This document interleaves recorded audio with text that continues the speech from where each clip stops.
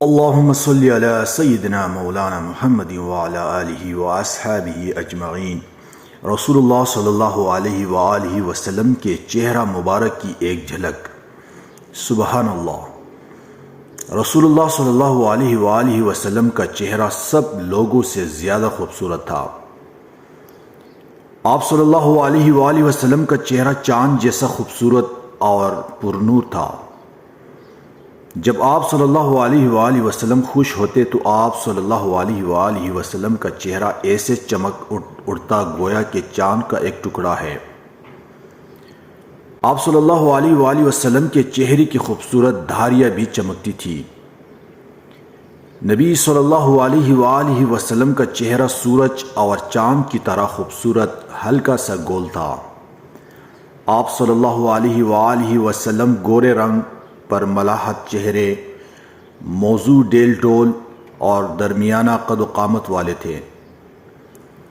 رسول اللہ صلی اللہ علیہ وآلہ وسلم کا رنگ نہ تو چونی کی طرح خالص سفید تھا اور نہ گندمی کی سانولا نظر آئے، بلکہ آپ کا رنگ گورا چمکدار تھا۔ سیدنا ابو ہریرہ رضی اللہ تعالی عنہ فرماتے ہیں کہ میں نے رسول اللہ صلی اللہ علیہ وآلہ وسلم سے زیادہ خوبصورت کوئی نہیں دیکھا۔ ایسا معلوم ہوتا تھا کہ گویا سورج کی روشنی آپ کے رخ انور سے جھلک رہی ہے۔ آپ صلی اللہ علیہ وآلہ وسلم کی آنکھیں سرمگی، دل پسند مسکراہٹ اور خوشنما گولائی والا چہرہ تھا۔